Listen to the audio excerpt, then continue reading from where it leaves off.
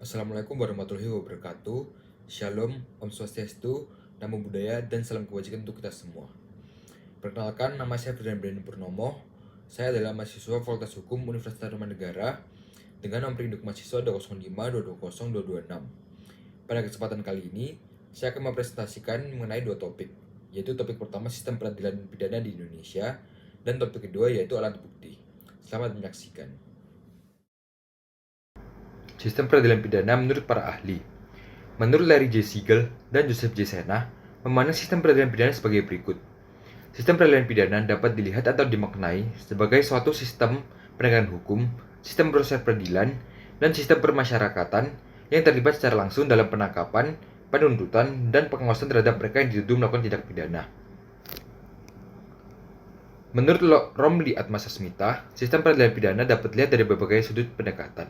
Antara lain, yang pertama pendekatan normatif yang memandang keempat aparatur, baik kepolisian, kejaksaan, pengadilan, dan lembaga permasyarakatan sebagai institusi pelaksana peraturan perundang-undangan yang berlaku, sehingga keempat aparatur tersebut merupakan bagian yang tidak terpisahkan dari sistem penegakan hukum semata-mata. Yang kedua, ada pendekatan manajemen atau administratif, yang memandang keempat aparatur penegak hukum sebagai suatu organisasi manajemen yang memiliki mekanisme kerja, baik hubungan yang bersifat horizontal maupun yang bersifat vertikal sesuai dengan struktur organisasi yang berlaku dalam organisasi tersebut. Sistem yang digunakan adalah sistem administrasi. Pada yang ketiga, ada pendekatan sosial yang memandang keempat aparatur penegak hukum, baik kepolisian, kejaksaan, pengadilan, dan lembaga permasyarakatan, merupakan bagian yang tidak terpisahkan dari suatu sistem sosial, sehingga masyarakat secara keseluruhan ikut bertanggung jawab atas keberhasilan atau ketidakberhasilan dari keempat aparatur penegak hukum tersebut dalam melaksanakan tugas-tugasnya. Sistem yang dipergunakan adalah sistem sosial.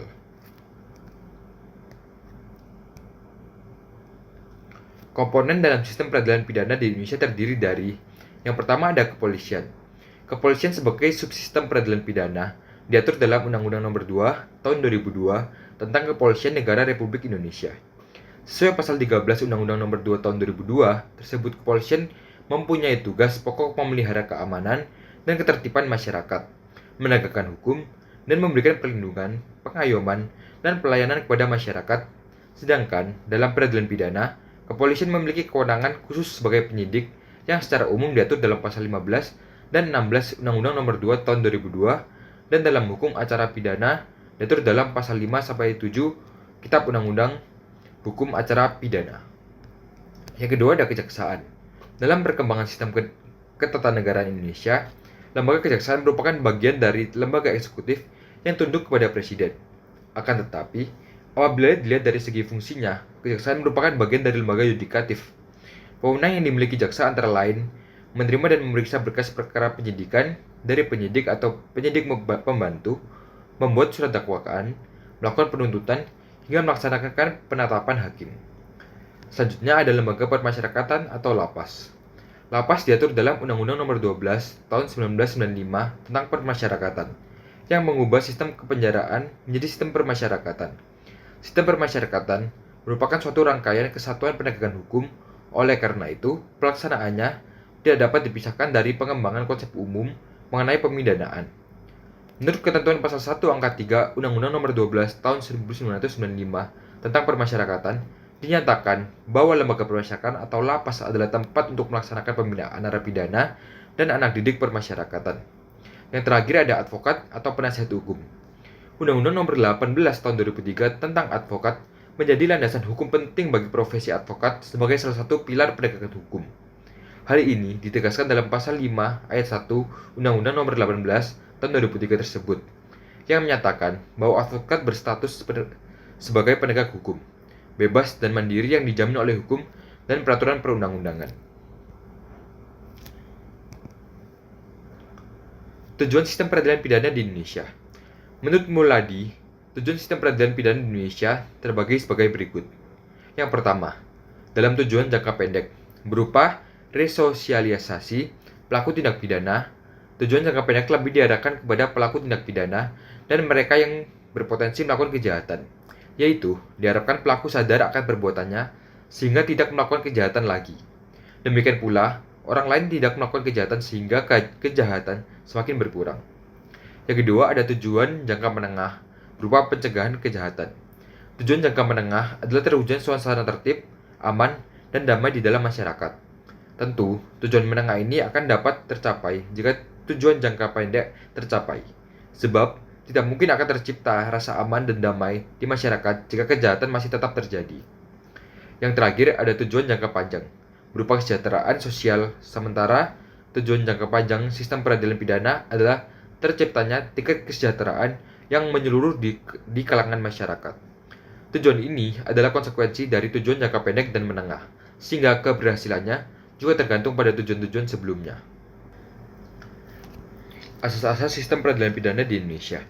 Yang pertama ada asas praduga tidak bersalah atau presumption of innocence.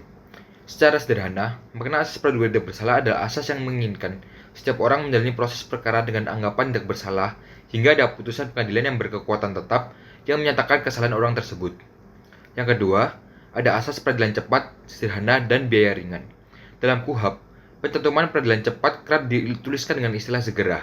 Adapun, asas hukum acara pidana ini dimaksudkan untuk menghindari penahanan yang lama sebelum ada keputusan hakim, dan serta merupakan bagian dari hak asasi manusia. Yang ketiga ada asas oportunitas. Terkait definisi asas oportunitas, Azad Abidin dalam sejarah dan perkembangan asas oportunitas di Indonesia mengartikan asas oportunitas adalah asas hukum yang memberikan wewenang kepada penuntut umum untuk menuntut atau tidak menuntut dengan atau tanpa syarat seorang atau korporasi yang telah mewujudkan delik demi kepentingan umum. Yang keempat, ada asas pemeriksaan pengadilan terbuka untuk umum. Asas hukum acara pidana yang keempat adalah sidang perkara di pengadilan terbuka untuk umum. Artinya, setiap orang boleh menghadiri dan mendengarkan pemeriksaan di pengadilan. Yang kelima, ada asas tersangka atau terdakwa berhak mendapat bantuan hukum.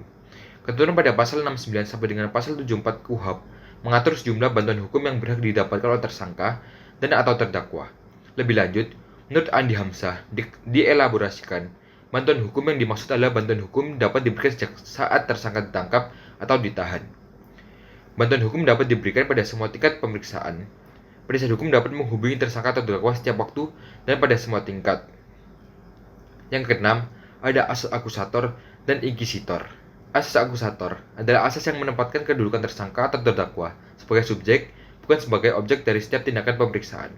Sementara itu, asas inquisitor adalah asas yang menempatkan kedudukan tersangka atau terdakwa sebagai objek dari pemeriksaan. Pada yang terakhir, ada asas pemeriksaan hakim yang langsung dan lisan. Secara sederhana, asas ini bermakna bahwa dalam acara pemeriksaan pengadilan, pemeriksaan dilakukan oleh hakim secara langsung kepada terdakwa dan saksi. Pemeriksaan antara hakim dan terdakwa juga dilakukan secara lisan, bukan secara tertulis. Pidana khusus dalam sistem peradilan di Indonesia. Hukum pidana khusus adalah aturan-aturan hukum pidana yang menyimpang dari hukum-hukum pidana umum. Penyimpangan ini terkait dengan ketentuan tersebut hanya untuk subjek hukum tertentu atau mengatur tentang perbuatan-perbuatan tertentu, baik itu hukum pidana tentara, hukum pidana fiskal, hukum pidana ekonomi, dan hukum pidana politik.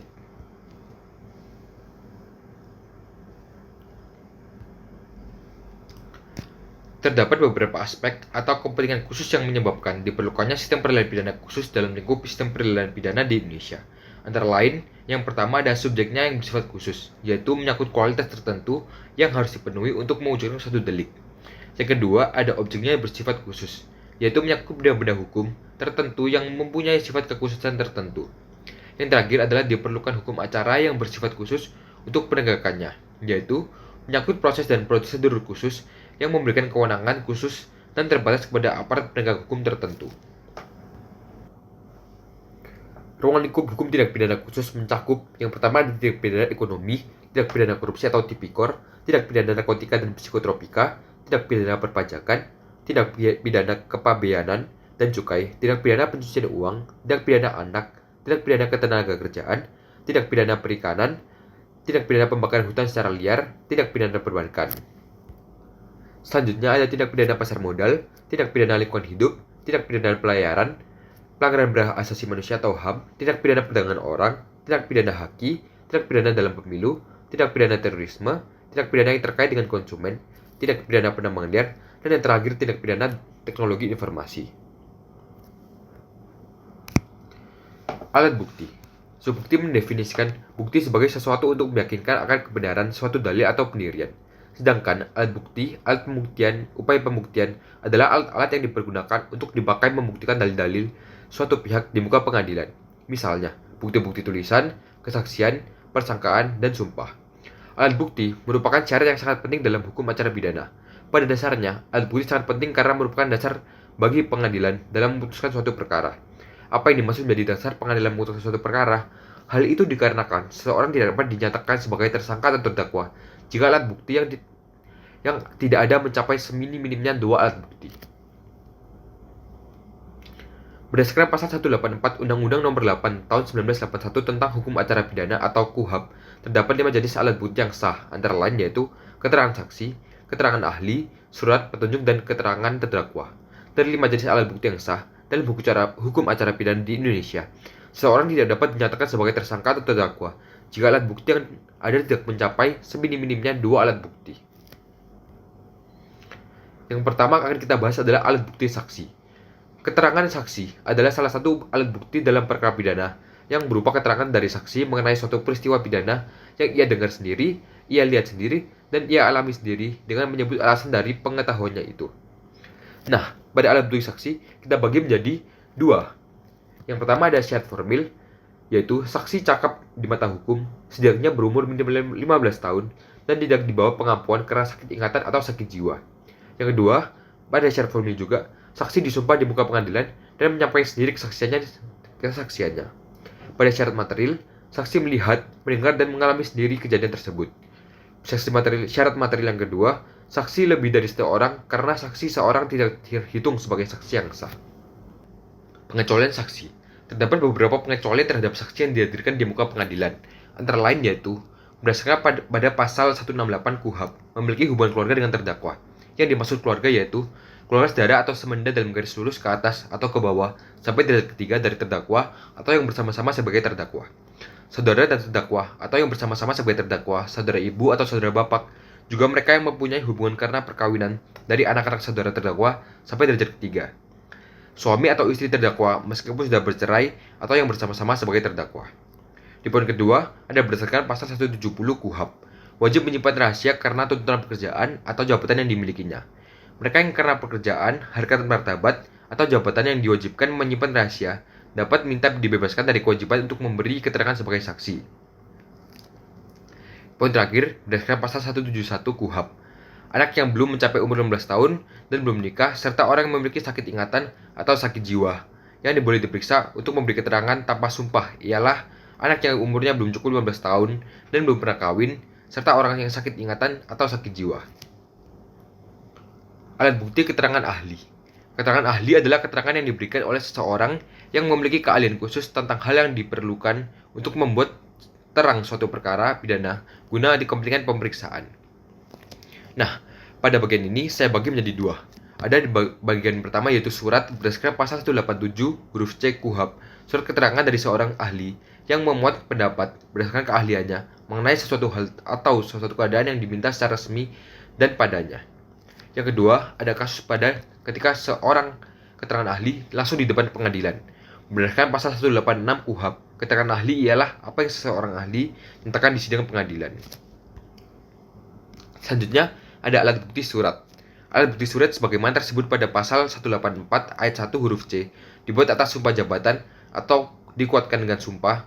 Beberapa bentuknya antara lain: berita acara, dan surat lain dalam bentuk resmi yang dibuat oleh pejabat umum yang berwenang atau yang dibuat di hadapannya, yang memuat keterangan tentang kejadian atau keadaan yang didengar, dilihat, atau yang dialaminya sendiri, disertai dengan alasan yang jelas dan tegas tentang keterangan itu. B. Surat yang dibuat menurut ketentuan peraturan perundang-undangan atau surat yang dibuat oleh pejabat mengenai hal yang termasuk dalam tata laksana yang menjadi tanggung jawabnya dan yang diperuntukkan bagi pembuktian suatu hal atau suatu keadaan. C. Surat keterangan dari seorang ahli yang memuat pendapat berdasarkan keahliannya mengenai suatu hal atau suatu keadaan yang diminta secara resmi daripadanya. D. Surat lain yang hanya dapat berlaku jika ada hubungannya dengan isi dari alat pembuktian yang lain. Selanjutnya ada alat bukti petunjuk. Petunjuk adalah perbuatan, kejadian atau keadaan yang karena persesuaiannya baik antara yang satu dengan yang lain maupun dengan tindak pidana itu sendiri menandakan bahwa telah terjadi suatu tindak pidana dan siapa pelakunya. Penilaian atas kekuatan pembuktian dari suatu petunjuk dalam setiap keadaan tertentu dilakukan oleh hakim dengan arif lagi bijaksana setelah ia mengadakan pemeriksaan dengan penuh kecermatan dan keseksamaan berdasarkan hati nuraninya. Berdasarkan hal itu, dapat disimpulkan secara sederhana bahwa petunjuk sebagai alat bukti itu seperti upaya penemuan jawaban atau mata rantai yang hilang. Ia bersifat layaknya penghubung yang menghubungkan antara satu dengan yang lain, sehingga terbentuk kesesuaian yang sempurna yang pada akhirnya akan menggambarkan suatu kejadian atau peristiwa secara utuh. Petunjuk yang dapat dijadikan alat bukti antara lain yaitu yang pertama keterangan saksi, ada surat, dan yang terakhir ada keterangan terdakwa. Hal itu berdasarkan pada pasal 188 butir 2 KUHP. Alat bukti keterangan terdakwa. Keterangan terdakwa ialah apa yang terdakwa nyatakan di sidang pengadilan tentang perbuatan yang ia lakukan atau yang ia ketahui sendiri atau alami sendiri. Selain keterangan terdakwa dalam persidangan, keterangan terdakwa yang diberikan di luar sidang dapat digunakan untuk membantu menemukan bukti di sidang, asalkan keterangan itu didukung oleh satu alat bukti yang sah sepanjang mengenai hal yang didakwakan kepadanya. Terdakwa berhak memberikan keterangan secara bebas kepada penyidik atau majelis hakim tanpa ada tekanan dari pihak manapun. Hal ini termaktub di dalam KUHP pasal 52. Alat bukti dalam hukum acara pidana. Berdasar pasal 183 KUHP, hakim tidak boleh menjatuhkan pidana kepada seseorang kecuali apabila dengan sekurang-kurangnya dua alat bukti yang sah, ia memperoleh keyakinan bahwa suatu tindak pidana benar-benar terjadi dan bahwa terdakwalah yang bersalah melakukannya. Hukum acara pidana telah mengatur alat bukti yang dibenarkan di undang-undang, yang boleh dipergunakan hakim dalam membuktikan kesalahan yang didakwakan, sehingga majelis hakim tidak bisa secara subjektif memvonis terdakwa. Kekuatan alat bukti dapat membuktikan keputusan pengadilan bahwa keputusan itu benar sehingga tersangka dinyatakan bersalah. Dalam hal penyelesaian perkara pidana, seorang dianggap bersalah apabila sudah ada putusan berkekuatan hukum tetap. Kekuatan alat bukti inilah yang mendukung putusan hakim di pengadilan dalam pemutusan perkara. Sekian presentasi saya pada kesempatan kali ini. Mohon maaf jika ada salah kata, saya izin pamit undur diri. Assalamualaikum warahmatullahi wabarakatuh. Shalom, Om Swastiastu, Namo Buddhaya, dan salam kebajikan bagi kita semua. Terima kasih sudah menyaksikan.